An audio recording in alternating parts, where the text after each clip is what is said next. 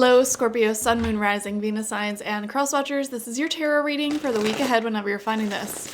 If you're watching along as I post because you're subscribed, this is for the week of December 30th to January 5th, 2024 and 2025.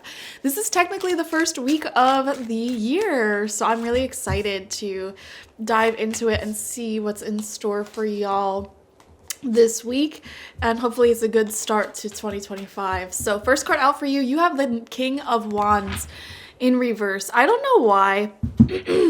What's coming to my head right now, it feels like there could be someone around you that is really passionate. Like they're maybe you really admire the way that they dress, you think it's really cool, or just the energy, the way that they show up is really interesting. Maybe they're well-traveled, maybe they're very beautiful. I don't know why, Scorpio, I'm sensing the slightest bit of like jealousy from you, okay? And I want to say, if you ever feel jealous towards someone, even if it's like the smallest little thing, it's not a reflection of your own worth. It's more so a reflection of like what your soul wants for yourself. When your soul wants an experience and for whatever reason you deny that experience and then you see someone else in that energy, it can provoke some jealousy. So jealousy is actually a very beautiful soul teacher because it helps us realize what we want for ourselves, you know?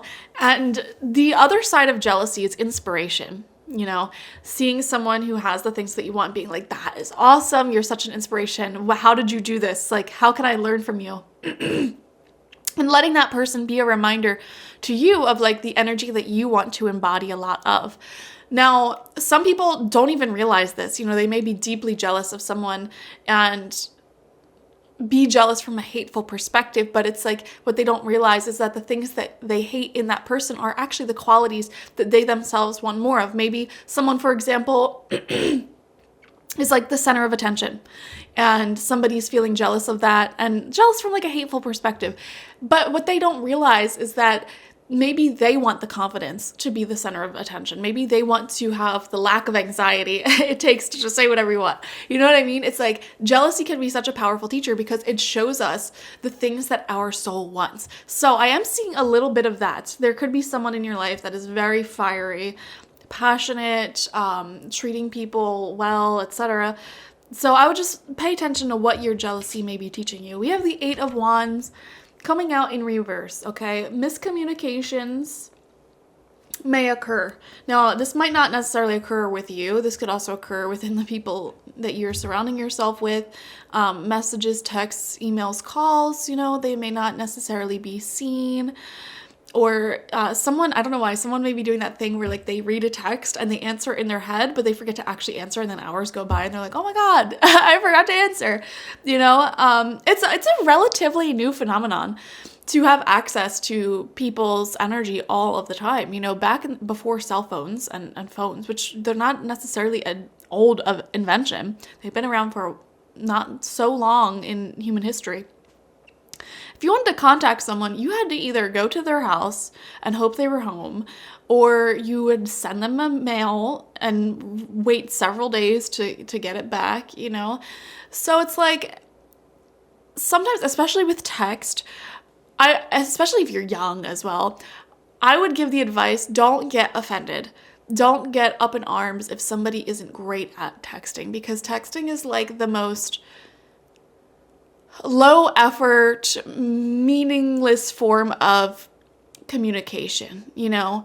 Now, I understand getting upset if someone like literally leaves you on red, ghosts you, etc. Especially if you said something very important to them, but it's like at that point, just reach out and call them. You know, if you're trying to say something that's so important that if they leave you on red, it really triggers you, call them, you know? So communication could definitely be improved, and it's not even just with you, it's with people around you. We have the Queen of Wands in reverse as well. Wow. So King and Queen of Wands, both in reverse, and right in between them, this card that represents bad communication. This connection cannot keep moving forward because there's not enough momentum or communication or effort being put in. That is really interesting. Wow. Something that I'm seeing for some of you guys, This might not even be talking about you. This could be talking about, like, let's just say you go out with a group of friends and your best friend is in a relationship with someone and you notice that there's a lot of tension between them. Not good tension, bad tension.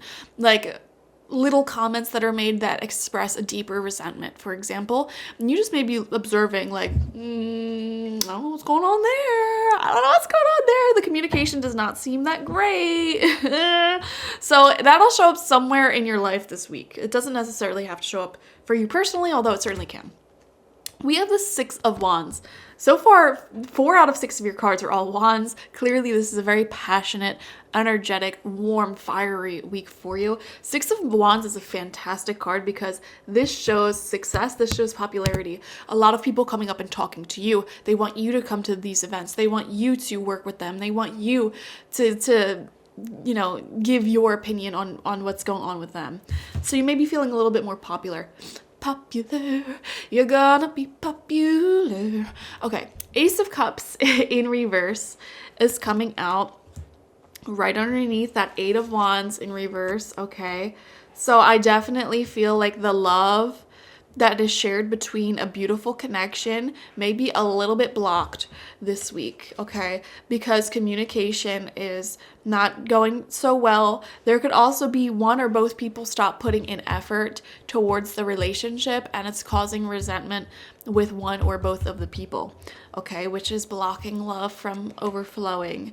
So pay attention to that. It's somewhere in your life. It doesn't necessarily have to be with you, although it certainly can be.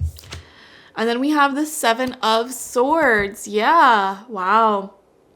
Wow. It feels like the feminine energy in this connection is just like sort of like, okay, well, I need to get my needs met somehow, some way. So I'm not going to rely upon this person to get my needs met.